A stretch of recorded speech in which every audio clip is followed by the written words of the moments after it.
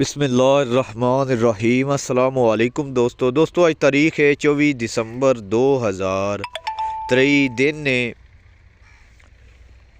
अतवार दा लोकेशन ज़िला सरगोदा वड़ैच डेयरी फार्म तो दोस्तों वीडियो है मोहम्मद डेयरी फार्म तो भी दोस्तों साडा चैनल पेज चल रहे हैं जी। दोस्तों इस वीडियो दो जानवर दिखाते छोटी जी वीडियो है दोस्तों दोवां दी कीमत डिटेल दसा दे दोस्तों दोवें गावां जड़ियां ने दोवें वैड़ां जड़ियां ने गब्बन ने सूण वालियां ने 10-10 15-15 दिन इन्हां गावां हाली लैणे ने सूण चू कच्चियां गावां ने वड्डियां गावां ने दोस्तों वड्डियां दे काम वड्डे दोस्तों एक है गां जर्सी फ्रीजियन क्रॉस वैड़ है दूसरी दोस्तों जी HF है होलस्टेन फ्रीजियन वैड़ है जी। कीमत की गल करिए दोस्तों इन्हां दी किसी दोस्त किसी भाई नूं जोड़ा पसंद होया 9.5 लाख रुपए का जोड़ा देंगे। अलहदा पसंद हुई गावां दोस्तों दोवां गावां की अलहदा कीमत है ठीक है।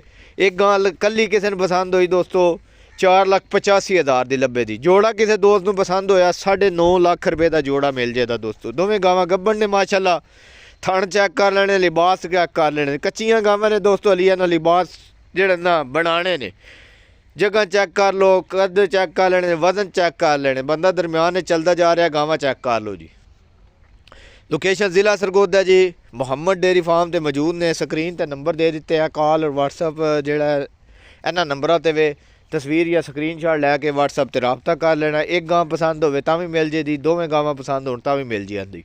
इस तो इलावा दोस्तों साडे कोल सूईयां गावां भी मौजूद ने गब्बड़ां गावां भी मौजूद ने जी। किसी दोस्त नूं चाहिदी होण साडे नंबर ते रबता कर लेना जी इंशाल्लाह शौक करांदे अपना मौके ते आओ चोवो चवाई करो तसल्ली करो जी। जे दोस्त ना आ सके इंशाल्लाह ऑनलाइन डिलीवरी की सहूलत भी मौजूद है दोस्तों।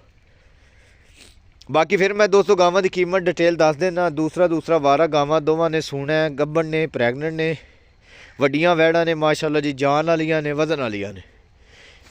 कीमत की गल करिए 9.5 लाख रुपए का दोस्तों ये जोड़ा मिलेगा जी। अलहदा गां पसंद हो दोस्तों ये जर्सी जी वैड़ है जी ये 4,85,000 की भी वैड़ मिल जाएगी दूजी भी मिल जाएगी जी।